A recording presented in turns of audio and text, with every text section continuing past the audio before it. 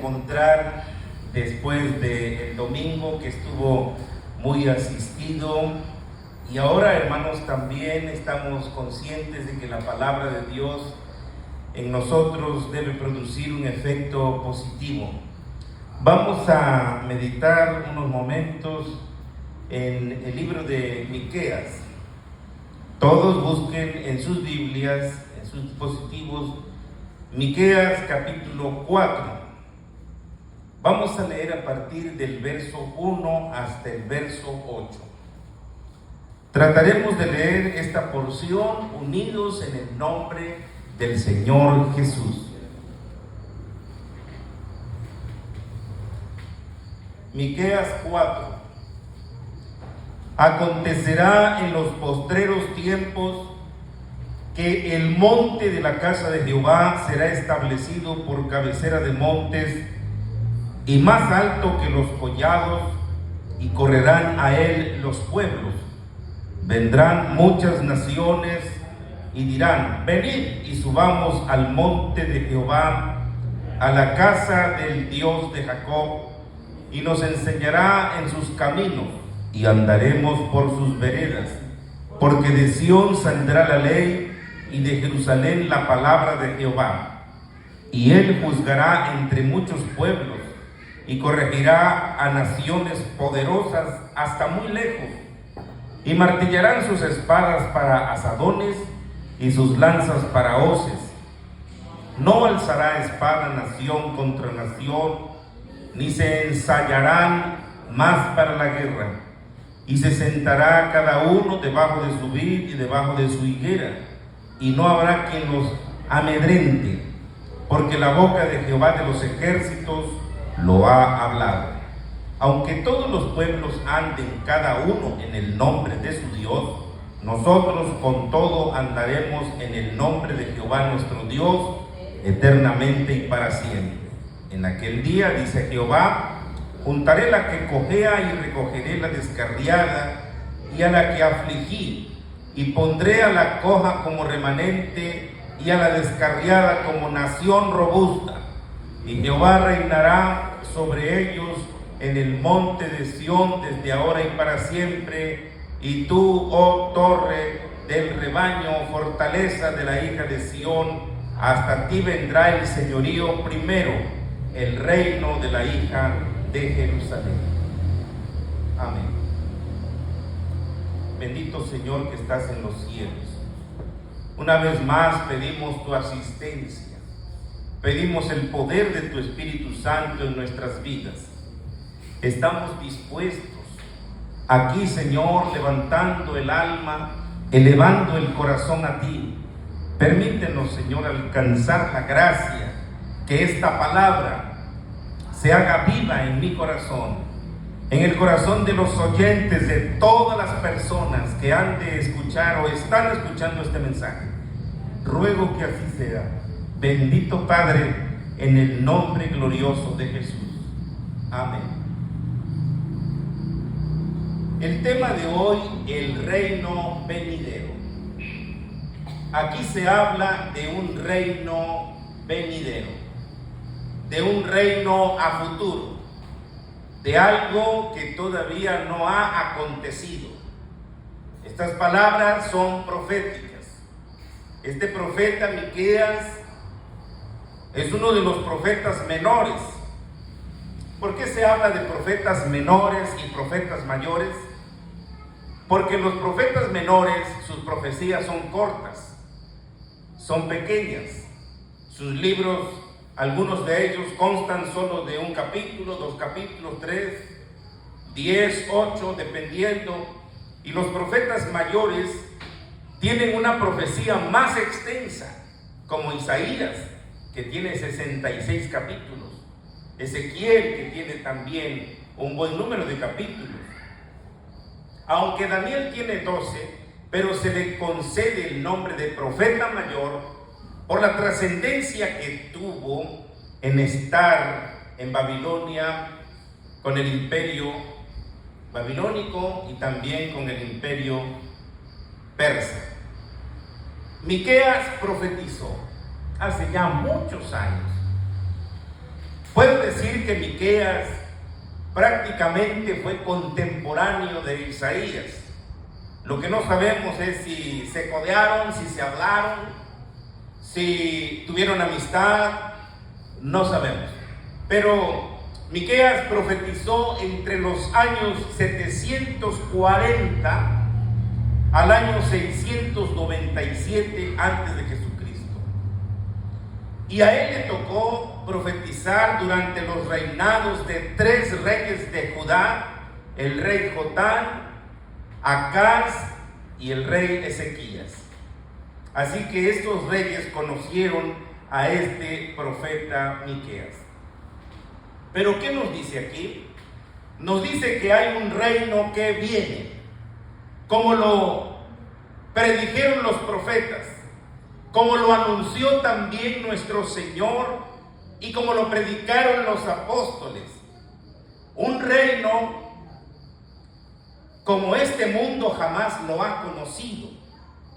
Este reino vendrá cuando aparezca el mismo rey, aquel que murió por el mundo, afirmará su derecho a reinar sobre el mundo, cuando venga precisamente a regir las naciones, a gobernar las naciones. Entonces se cumplirá abundantemente la oración que nos enseñó en los días de su carne, cuando dijo: venga tu reino. El Señor nos enseñó a orar, y en una de las partes de nuestra oración debe ser esa: venga tu reino. Algunos han interpretado que el término venga tu reino se refiere también a que reine Cristo en nuestra vida, que reine en nuestro corazón, que reine en nuestro hogar, que reine en nuestra familia, que reine en nosotros, sí también. Pero más que eso, apunta al reino literal, al reino milenario de nuestro Señor Jesucristo. Venga tu reino, hágase tu voluntad como en el cielo, así también en la tierra.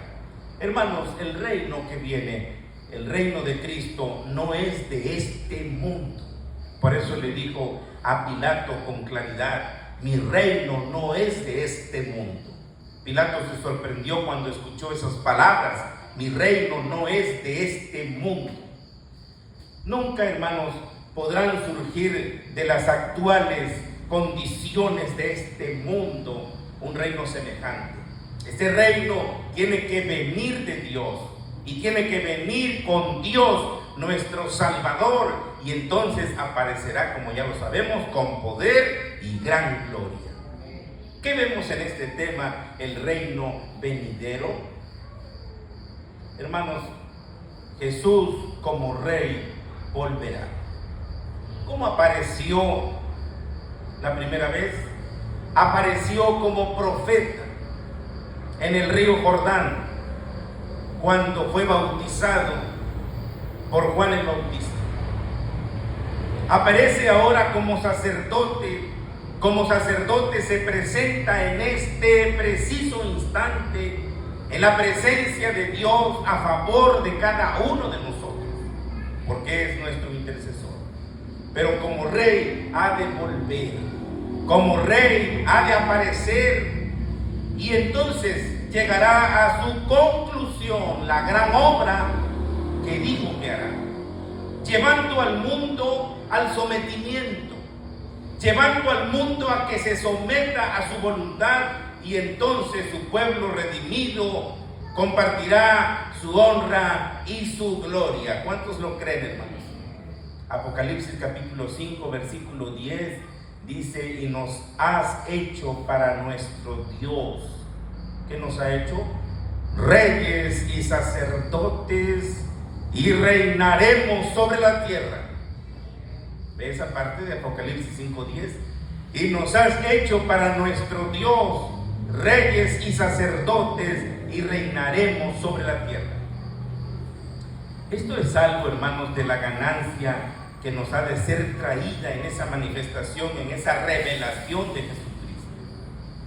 Primera de Pedro capítulo 1 versículo 13, el apóstol dice: por tanto, ceñid los lomos de vuestro entendimiento, sed sobrios y esperad por completo en la gracia que se os traerá cuando Jesucristo sea manifestado. ¿A qué se refiere Pedro ahí? Se refiere al que viene cuando Jesucristo sea manifestado. Sí, viene. ¿Cuántos lo creen, hermanos? Viene en persona, viene personalmente, viene como glorioso, viene como vencedor y vendrá con el mismo modo en que se le vio ir.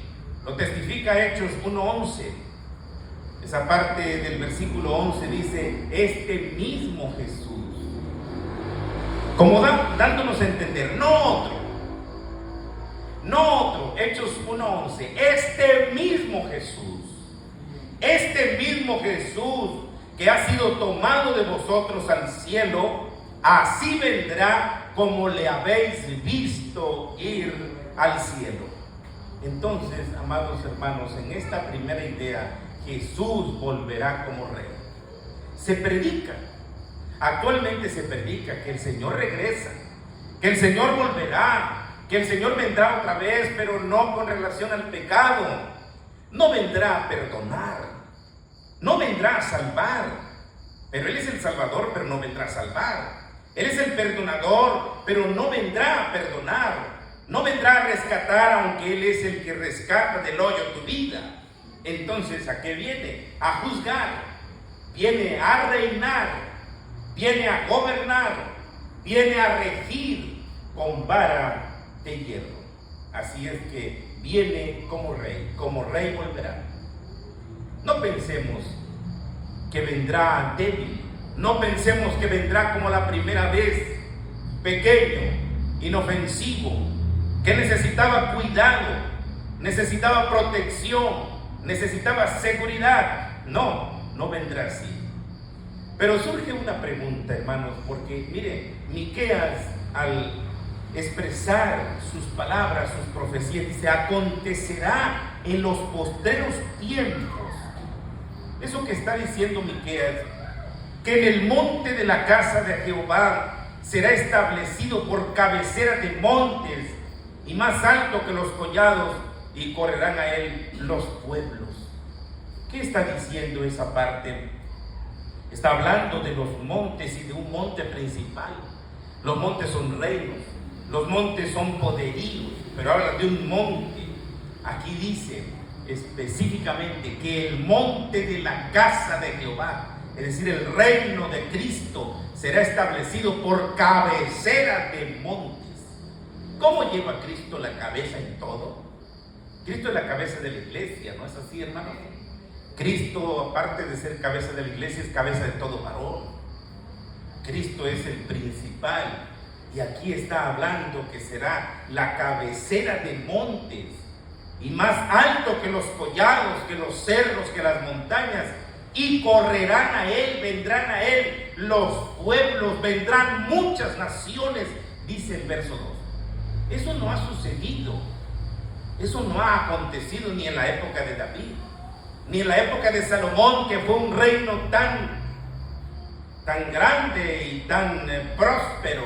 No sucedió con Salomón, no sucedió con el primer rey, Saúl, no sucedió con el dulce cantor de Israel, con David, no sucedió.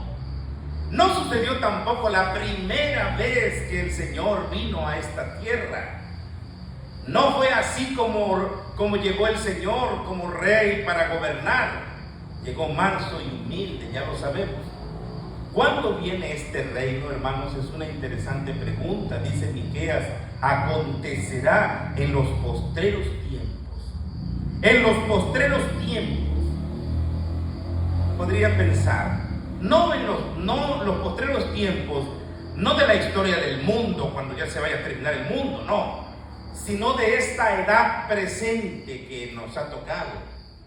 El día y la hora de su aparición, nadie puede saberlo, pero las señales de los postreros tiempos nos han sido dadas para que sepamos que el día de su manifestación se acerca.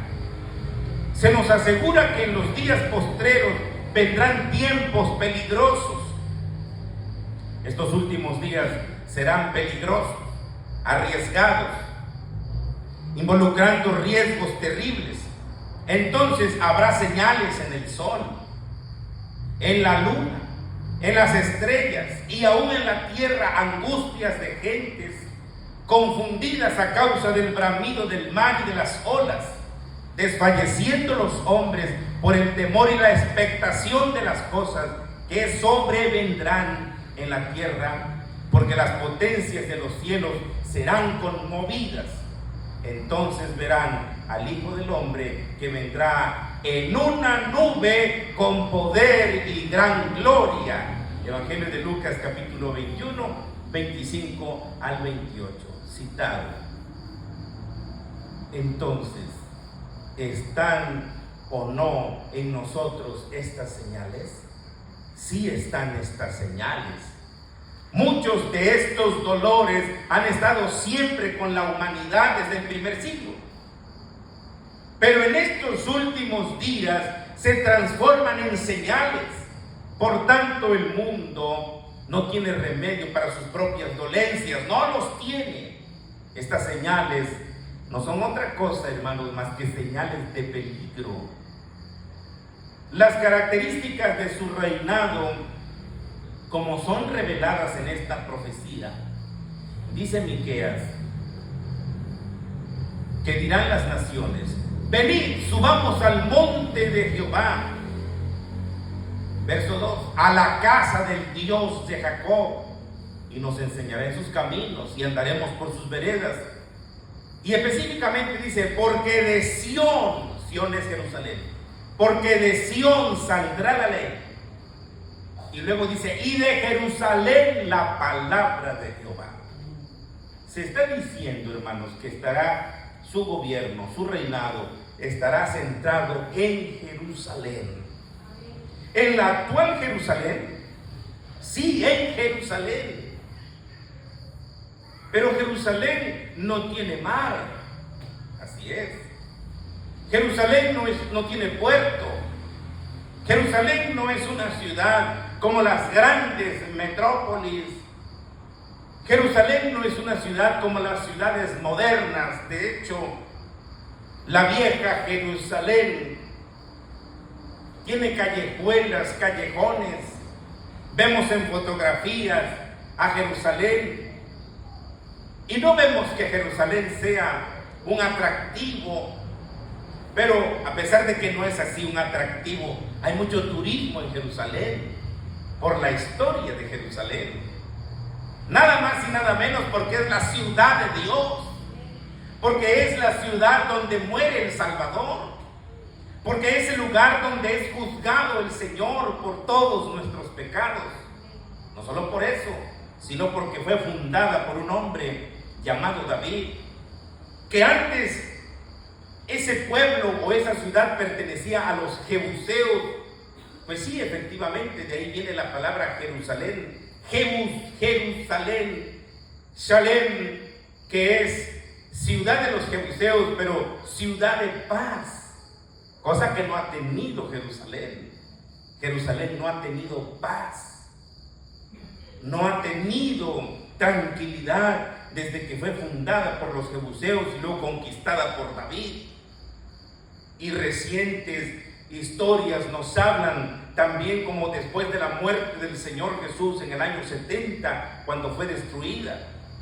Quisieron borrar el nombre de Jerusalén y el emperador romano Adriano le puso Aelia Capitolina, como diciendo, ya no se va a llamar Jerusalén, ahora se llama Aelia Capitolina.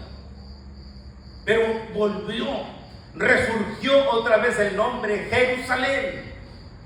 Volvieron a usar otra vez el nombre dado desde hace años, Jerusalén. Y esa es la ciudad, hermanos. Ahí estará centrado el reinado de Jesucristo. El monte de la casa de Jehová será establecido por cabecera de montes y más alto que los collados, y correrán a él los pueblos. ¿En qué otra parte podría encontrar este reino celestial su capital más que en su propia ciudad? Si allí donde él mismo fue crucificado por el pecado del mundo, hermanos, bendito pensamiento donde fue levantada su cruz de sufrimiento y de vergüenza. Ahí donde fue levantada su cruz de sufrimiento y de vergüenza, ahí estará su trono de dominio, el símbolo de poder y de victoria sobre todos sus enemigos. La casa del Señor, la casa de Jehová, será entonces digna de su santo nombre. Cuando todos los pueblos acudan allí, cuando toda lengua confiese que Él es el Señor, Jerusalén volverá a ser una alabanza en la tierra. Hermanos, ¿qué está pasando actualmente en Jerusalén?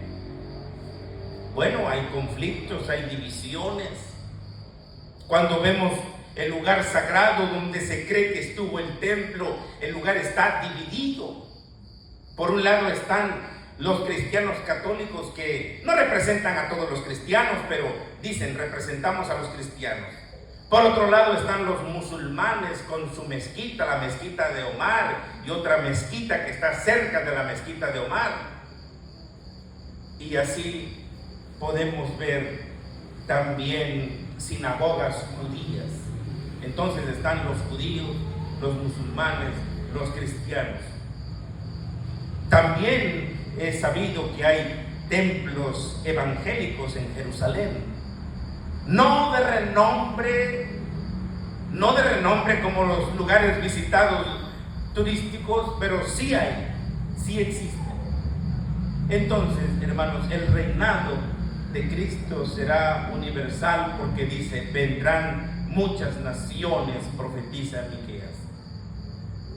El Dios de Jacob nos enseñará sus caminos, dicen estas naciones, y andaremos por sus veredas, porque de Jerusalén saldrá la ley.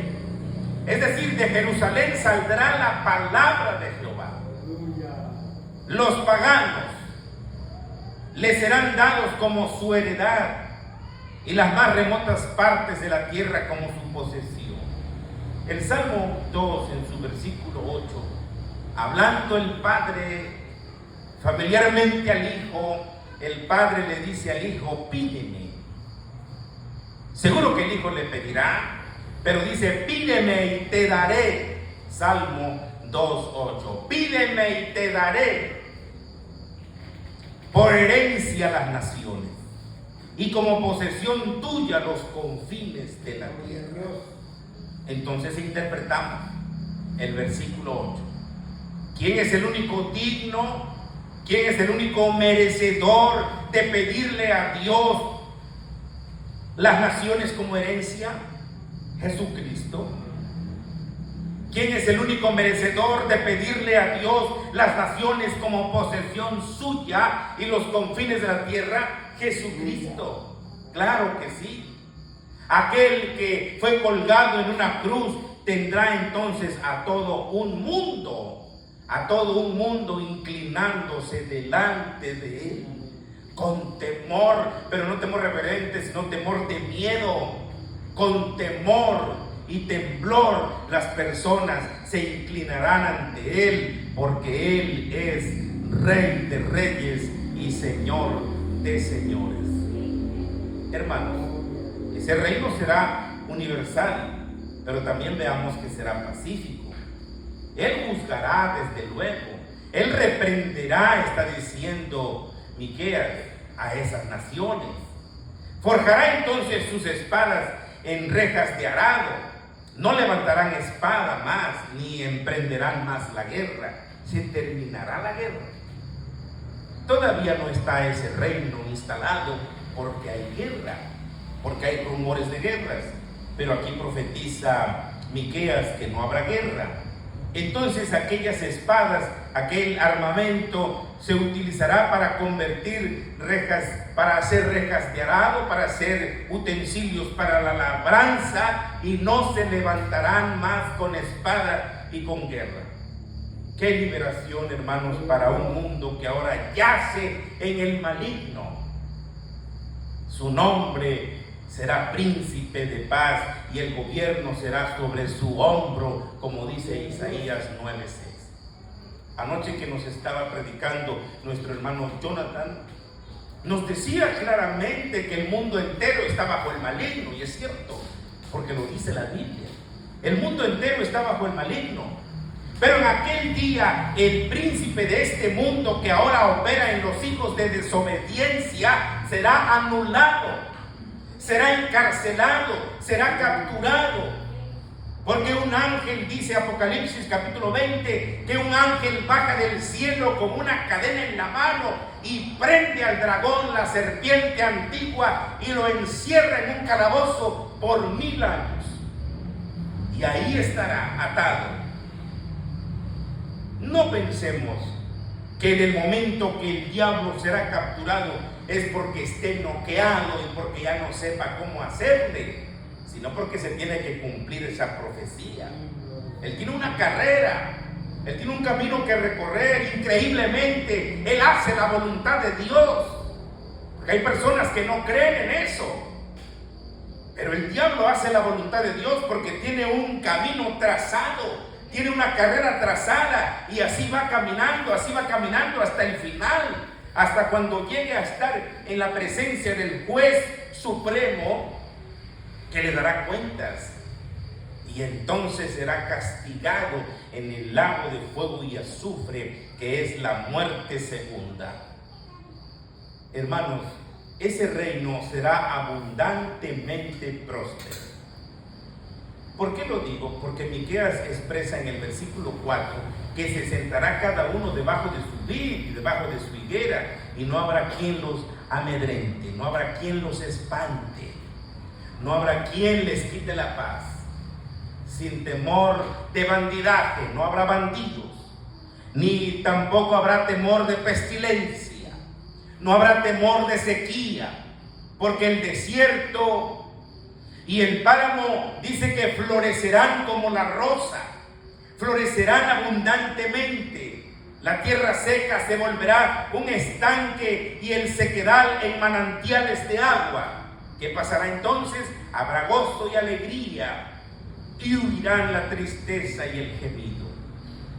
No habrá más miradas ansiosas al cielo, suspirando: ¿hasta cuándo vamos a ser salvos? Como dicen, todavía no hemos sido salvos. Ya pasó un mes, pasó un día, pasó un año, y todavía no hemos sido salvos. Pero esa refrescante lluvia que viene, hermanos, todos los elementos en la tierra, en el aire y en el mar estarán bajo control y serán puestos para el servicio del bien y para el servicio del pueblo de Dios. Será un tiempo de gran gozo. Para su pueblo antiguo será una resurrección nacional para Israel, porque los redimidos de Jehová volverán y vendrán a Sión con alegría. Habrá gozo perpetuo sobre sus cabezas. Isaías 35:10.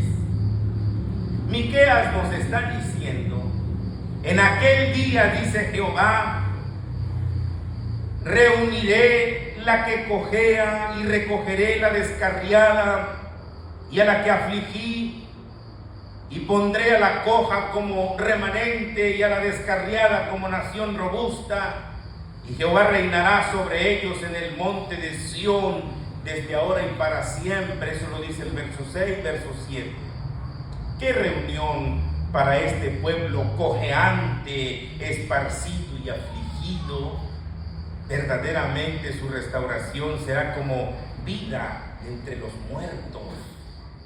Una nación salvada y dichosa. Qué poderosa influencia tendrán sobre los pueblos de la tierra. Pero, ¿qué de la iglesia? Porque la iglesia también es el pueblo de Dios. Los que pertenecen a Cristo ahora, ¿qué de ellos? Como dice San Pablo a los Corintios, Cristo. Primero enumera a Cristo y luego dice las primicias. Luego los que son de Cristo en su venida. ¿Quiénes son esos que son de Cristo en su venida? Usted y yo. Porque es preciso que Él reine hasta que haya puesto a todos sus enemigos debajo de sus pies. Esperamos ese reino milenario, sí, hermanos. En Apocalipsis 20, en varios versículos de la palabra del Señor, se habla que es un periodo de 1000 años. ¿Se cumplirá esa promesa? Apocalipsis 22 dice 1000 años. El 23 dice 1000 años. El 24 dice 1000 años. El 25 dice 1000 años. El 26 dice 1000 años. Y el 27 de Apocalipsis también dice 1000 años. Son los únicos pasajes de la Biblia que nos hablan cuán prolongado será el reino milenario de Jesucristo. Pero recordemos aquellas palabras que le dijo el ángel a María. No tengas miedo, no temas. Lucas capítulo 1 versículo 30. No temas, le dice. Tienes el favor del Todopoderoso, tienes gracia delante de Dios. Concebirás en tu vientre y darás a luz un hijo y llamarás su nombre Jesús. Este será grande. Mire lo que le dice el ángel. Este será grande. Dirá, dijo el ángel, digo yo, grande entre los grandes. Grande y más grande que los potentados. Grande y más grande que los poderosos de la tierra. Más grande que Donald Trump. Más grande que Putin. Más grande que aquellos que pasaron hablando de los faraones y hablando de los césares. Más grande. Mucho más grande. Este será grande. Será llamado Hijo del Altísimo. ¿Quién ha sido llamado Hijo del Altísimo? Solamente Jesucristo. Dios le dará el trono de David, su padre. María sabía del trono vacante de David, pero le dice el ángel, Dios le dará el trono de David, su padre, y reinará sobre la casa de Jacob. Su reino no tendrá fin, su reino no tendrá límites. Hermanos, ¿por qué es necesario un milenio? ¿Por qué no Jesucristo pone fin simplemente a todo en esta tierra y se acaba ya? El Señor, hermanos, establecerá su reino porque debe gobernar esta tierra tal y cual está ahora esta tierra. Tienen razón los testigos de Jehová cuando hablan de un reino, cuando hablan del reino de Jehová, pero no mencionan a Jesucristo. Cuando se habla en el Antiguo Testamento de Jehová y en algunas partes, en la mayoría de las partes que se habla de Jehová, de Yahweh, se refiere a Jesucristo. Por ejemplo, el Salmo 23 que dice, Jehová es mi pastor, ¿a quién se refiere? A Jesucristo. Jehová es mi luz, ¿a quién se refiere? A Jesucristo. Porque Él es luz, Él es pastor, Él es salvador, Él es nuestra salvación. Razón tienen entonces en predicar y decir del reino de Jehová, pero no pueden decir el reino de Jesucristo. No pueden pronunciar esas palabras, el reino de Jesús. No pueden hablar que Jesús gobernará y reinará. Hablan del reino de Jehová. Pero eso se refiere a Jesucristo y será aquí en la tierra. Pero solo por un periodo de 1000 años, no eternamente, porque después de los 1000 años, entonces viene la tierra nueva y el cielo nuevo. ¿Cuántos lo creen, hermanos? Bendito sea el nombre del Señor. Es preciso que comprendamos y entendamos las profecías. Dios cumplirá las promesas al hombre, promesas que están en su palabra. El gobierno milenial se hará realidad porque Dios es amor. Porque Dios es amor, por eso. Entonces ahí estará la utopía en la tierra, paz y prosperidad. Le dará al hombre toda la oportunidad para recibir a Jesucristo como Señor y Salvador. Así que, amados hermanos, nosotros estaremos ahí con el Señor y reinaremos con Él 1000 años. Y estaremos con el Señor allá en el cielo. Pónganse de pie, hermanos. Y aún aquí en la tierra, en Jerusalén. Demos gracias a Dios por este mensaje. Si necesidades hay, vengan, acérquense, vamos a orar, porque el que pide recibe, el que busca halla y el que llama se